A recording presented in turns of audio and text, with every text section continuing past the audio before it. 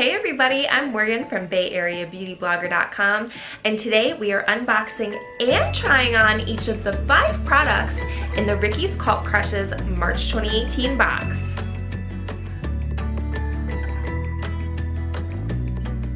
As you may know, Ricky's is one of my favorites because it is a bit quirky and it is only $11 a month, which is slightly more than other beauty boxes that you may be familiar with.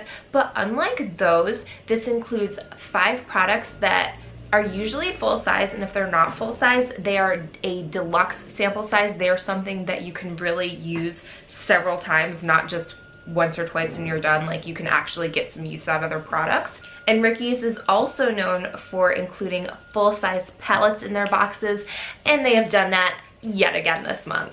As I said, I am going to try on and test out each of the 5 products included. I'm actually wearing all 5 right now. Let's go ahead and take out the first product and try it on. Now, since we're going to be trying this makeup on and testing it out, naturally, we'll first try out the primer. So this is the LA Girl Pro Prep HD High Definition Smoothing Face Primer.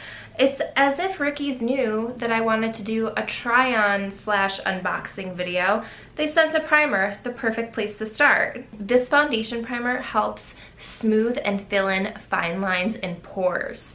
It's paraben and fragrance free, and it is also enriched with vitamin E. Let's go ahead and put some on. So I will squeeze a little bit onto my fingertips. It's clear and it looks like you would expect a primer to look. So I put on 1 drop so far. It doesn't feel like it's quite enough, so I'm gonna go ahead and put on another pea-sized amount, and that should be plenty. Make sure I get it just all over my face. All right, and my face is feeling really smooth after putting that on. I don't know. Does it look smoother? I can't really tell. We'll see. Definitely feels like my foundation is going to glide right on after using this. Another product that was included this month that I want to test is the Ricky Care Non-Latex Makeup Sponge. So since I just put on the primer and I'm going to put on my foundation next, might as well pull this out and put this to the test next. Now, on a side note, I hate these clear plastic boxes that some products come in. I don't know. They just make products seem cheap looking to me, even though they can be really good. I don't like it.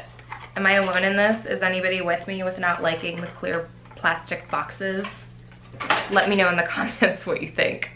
Okay, so I'm just gonna put my foundation on with my fingers, and then I'm going to dab and blend it in with this Ricky Care makeup sponge. Just an FYI, I'm putting on the e.l.f. Flawless Finish Foundation. I have this in sand, and it is good for those who have combination skin like I do. It's full coverage and somewhat mattifying, but still natural looking, I think. So I'm just gonna put this on my face and then go ahead and blend it in using that makeup sponge, which, by the way, can be used wet or dry. So I'm gonna go ahead and try using it dry right now. I'm also gonna grab a mirror so I can see exactly where I need to blend that foundation in. Okay, here we go, let's blend. So, did that primer make a difference as I was putting on my foundation? Yeah, I think it did. My foundation went on really easily. Not that that foundation's difficult to put on, but it almost feels like it already is blended. Like the primer helped it just blend itself in. There's barely anything that I need to do with this makeup sponge. We'll test it out further with my concealer, which I'm going to put on the Tarte Shape Tape Concealer, and I have that in light neutral. So I've quite sloppily put concealer all over my face. I'm going to use the pointed end of this blender to blend that concealer in right under my eyes. And it's blending in really easily compared to the makeup sponges that I normally use. I feel like this is, I don't know if it's the primer or if it's the makeup sponge, but my makeup just seems like it's blending in super easy, like easier than it normally does. And then for bigger areas on the chin, you don't really need to use that pointed edge. You could probably use the bottom or even the side of the sponge just to move even faster. And then I will switch to that pointed end when I am doing the smaller areas like around my nose and right under my eyes. Okay, now that I've primed my skin and blended in my foundation and concealer, let's go ahead and dig into this Meet Matte Trimony matte eyeshadow palette from the WAHM Cosmetics. Now you may already know, I'm a huge fan of the WAHM Cosmetics. They are local, they are a Bay Area brand, so that's awesome. And I also just like them because they are cruelty free and they have pretty good prices and very high quality products. For example, their Mad Lash mascara, which is one of my all-time favorite mascaras, is only $18 a tube. So yes, that's more than you're gonna pay for something at the drugstore. Probably at least $5 more than what you would pay for a drugstore mascara, but it's not quite as much as you would pay for something at Sephora. So it's kind of a happy medium, and it's definitely worth the money. So this comes in a little sleeve. You can slide the palette out, and the palette looks just like the sleeve that it comes in. That's pretty common for the WAHM Cosmetics palettes. It has all the shades listed out on the back. We have Matte Lynn, Matte Thomas, Matte Rossi, Matte Lopez, Matte Kumar, Matte Matte Miskowitz, Matte Evans, Matte Reed, and Matte Ahmed. I'm sorry, Matte Miskowitz. I was having a little trouble pronouncing your name. Just for fun, they've put some stats for Matte on the back of this. Height 6'2", eye color blue, occupation eyeshadow palette, and he enjoys long walks on the beach, creamy eyeshadows, and fabulous liners. Oh, Matt, we have so much in common. I know, I'm a mess. So I haven't planned this out. We're just gonna see where the palette takes us. I'm gonna start with Matte Lynn, which is the lightest color in the palette, and this does come with a giant mirror, so I'm just gonna use that to put this on. And I'm gonna put that on over my entire eyelid all the way up to my brow, so I'm almost using this like an eyeshadow primer. So far so good. There is a little bit of fallout. That means that the eyeshadow is kind of dusting up as I put it onto my brush, but it's not too bad. Doesn't seem like too much of it's being wasted. We'll just keep things light and natural for now. I'm not really gonna dive into any of the darker colors. Maybe I'll line my eyes with one of the darker colors. Actually, no, because I'm gonna line my eyes with the next product we pull out of the box. So, in that case, I will play with one of the darker colors. Let's go with Matte Kumar. This is a kind of a medium shade compared to all the others. It is right in the middle, so that makes sense. And this has a little bit of a red tint to it, a deep brick red. Let's see. I'm gonna put this just on my crease. I'm just gonna swipe it onto my crease. Using a blending brush for this would have been better because now we are making a mess. So let's switch to a blending brush. I'll blend in what I've already put on and then actually put it on with the blending brush on my other eyelid. So it's having some difficulty blending in. Doesn't really want to blend. There we go. We'll see if it is better when you actually put it on with the blending brush. Okay, so now let's try putting it on with the blending brush on my other eye and see if it blends in better. And maybe putting that Matte Lynn shade as a base was not a good idea because I think that might be one of the reasons why this is not wanting to blend in. I don't know if you can hear, but as always, one of my dogs is in here. She's sleeping on the floor and snoring. So if you hear some snoring, don't be alarmed. It's just my dog. Okay, so we did get that blended. Now, let's put one of the beigey tan shades on my lid. I'm gonna go with Matte Lopez. It's going on much better, but it's also very light. So the shades are looking very similar to how they do in the pan. Of course, I blended the crap out of that Matte Kumar, so that lightened it up a lot, but you could still see that red pigment. Just gonna put a little more of the Matte Lynn under my eyebrows. And then let's swirl one of darker shades into the outer corners of my eyelid. Yeah, we'll take the blending brush again and we'll do this really gently because I don't want to make a big old mess. And we'll go with the dark purple. There's like a plum color.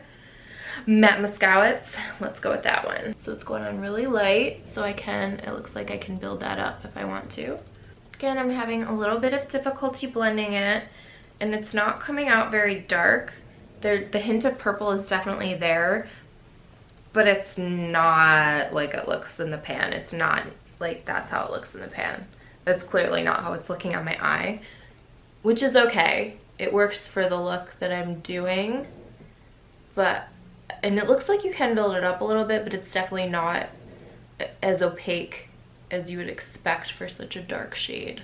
Oh, so, okay, maybe I was wrong. Okay, you can build it up to make it more opaque if you want to.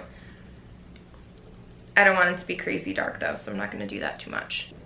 Now that we have a big old mess, let's blend it all together.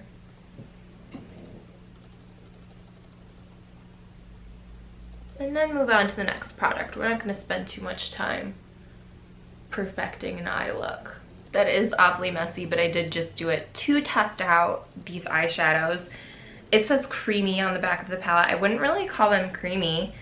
You can build the color to make them more opaque, that's good, but they are really difficult to blend.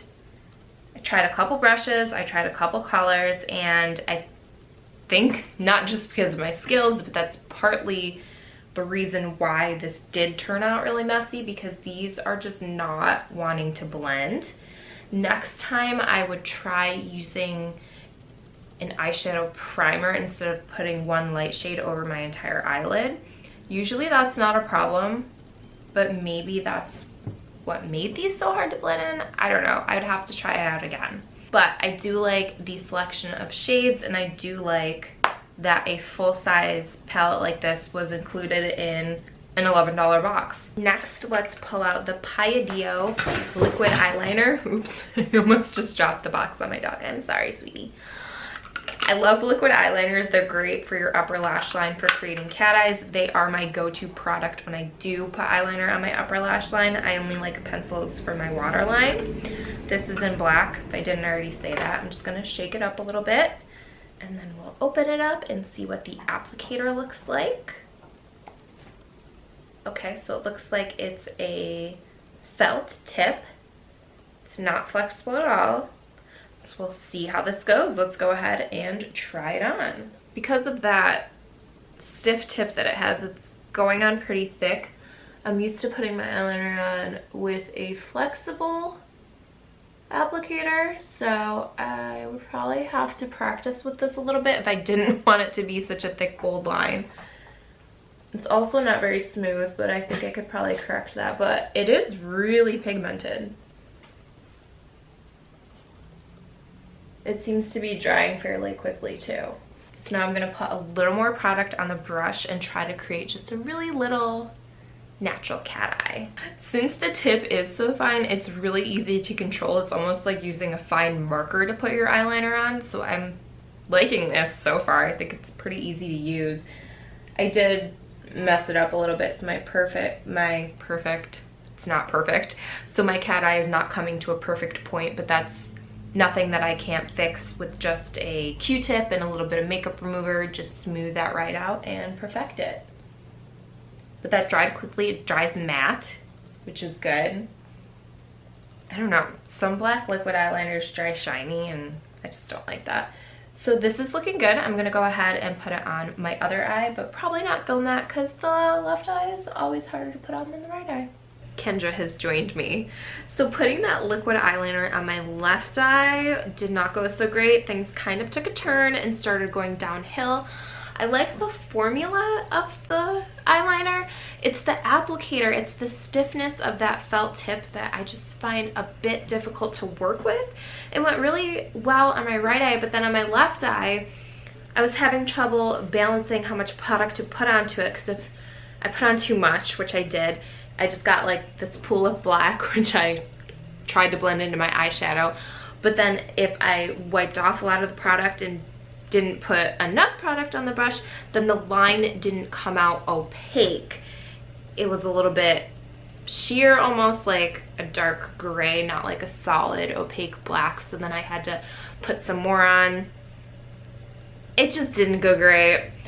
In the future, I would have right now, but I'm out of it. I would try putting this on with the applicator that comes with, again, mentioning the WAHM Cosmetics, my Schwing eyeliner. I really love that stuff. And maybe that has a flexible tip, so maybe I would try using that applicator to put this eyeliner on and make it work. I'm just so used to using that applicator from the WAHM. I know how to use it. I work with it almost every day except for when I'm out of it, like I am right now. I can't believe I'm out of it. I always restock that. But I don't know. I'll try it with that and see if I like it better. Bottom line, like I said, I like the formula, not so much the applicator. Now for the last product in the box, which I have a feeling is also going to be a bit of a challenge to put on. It's the House of Lashes. Oh, do they smell nice? Temptress eyelashes. I'm not great at putting eyelashes on, so like I said, we'll see how this goes. Oh, it does say that they're handmade on the box. That's pretty cool. Wait, what is this saying on the back? Handcrafted to perfection using 100% premium human hair or synthetic hair blends. So what am I about to put on my face right now? Is this human hair or is this synthetic? It looks synthetic. Let's take it out and see how it feels. They must make other lashes out of human hair. Does that seem weird to anyone else? Seems a little strange to me. Yeah, this does not feel like human hair. I'm pretty sure these are definitely synthetic. Apparently they're very smelly. I don't smell anything. So I will go ahead and put these on off camera. I won't make you watch the horror of me trying to put these on, or maybe they'll be easy to put on. I don't know. I'll go ahead and do that, and then I'll come back in and check with you. I tried to put on the Ricky Care eyelashes last month. Again, link to that video right there. It was not working, so I just didn't even end up putting them on. So hopefully I'll actually come back with some lashes on. Okay, so those went on shockingly well. And as it says on the packaging, they are really lightweight. I could definitely, you know, see them and feel them when I move my eyes around. But they're not like, you know, some false eyelashes when you put them on. It's like you have these little mini visors on your top lash line. These feel great. These feel incredible. After I have them on for a few minutes, I honestly will probably forget that I'm wearing them. So I do like that. These turned out to be a win, which is good because this box was kind of, like I said, it was kind of going downhill, but these lashes turned it around. These lashes saved the box in my mind. Just to pull my look together and finish it out, I'm going to put on some brow gel, some highlighter, something on my lips, something on my cheeks, and then we'll close this video out. So those are the 5 products that I received in the March 2018 Ricky's Cult Crushes box. In order of how much I liked them, I will say that my #1 favorite was the LA Girl Pro Primer. That went on really smooth and it made my foundation go on really smooth. #2, I really like the makeup sponge. It blended everything in really easily and really quickly. That was great. #3, the eyelashes, which is a surprise to me. They're very lightweight. I've already gotten used to them. I already feel like I don't have them on. I've only had them on for a few minutes, so that's definitely saying something. #4 is the matte palette from the WAHM Cosmetics. I thought this would be a little bit higher on the list, but it was a bit difficult to blend in, so that was, you know, a little disappointing. #5, my least favorite product is that liquid eyeliner. I like the formula, but the applicator was a bit difficult to use. If you've tried any of these products, love them, hate them, let me know in the comments. Let's discuss. Before you go, please be sure to give this video a like and subscribe to my channel.